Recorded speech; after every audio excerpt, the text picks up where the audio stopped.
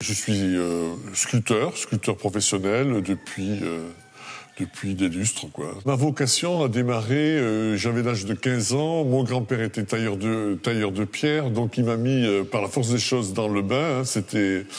Au début, c'était une obligation parce qu'il fallait travailler avec les vieux. Mon parcours, il a démarré très rapidement.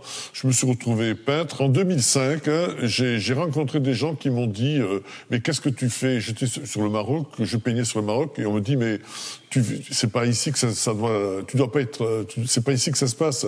Tu dois aller soit aux Marquises, soit en Nouvelle-Calédonie, et tu vas voir. Alors là, j'ai regardé sur Internet et j'ai vu le festival Ménésia 2000, et là, j'ai eu un choc. Je me suis dit, mais non, mais c'est là-bas.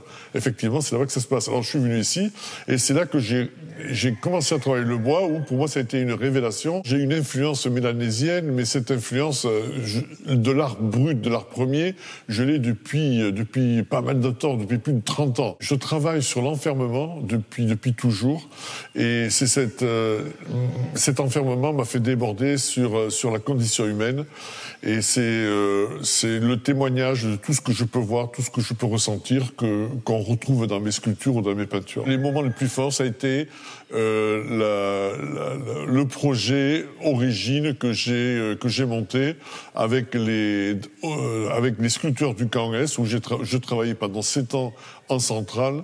J'étais le responsable de cet atelier, et là j'ai monté ce projet avec eux. Pour moi, ça a été, je crois, l'apothéose, un peu une apothéose de cet atelier. Si je sculptais pas, je crois que je serais devenu fou. Pour moi, c'est une soupape qui m'a permis de faire tout un travail sur moi, sur l'enfermement. Depuis tout petit, moi, je suis enfermé. La société nous a enfermés. Donc, j'ai voulu aller au fond des choses. C'est pour ça que j'ai travaillé 7 ans en prison, en centrale.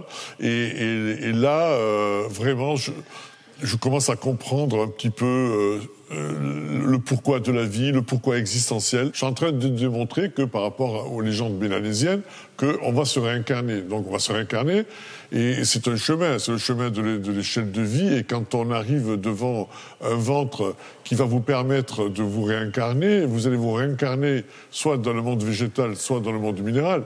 Mais ce qui veut dire que la vie que nous vivons, la vie de humain actuellement, c'est une vie merveilleuse. Il faut vraiment la vivre dans l'amour et la bonté, et de manière très très positive. Autrement, c'est plus la peine de vivre, quoi.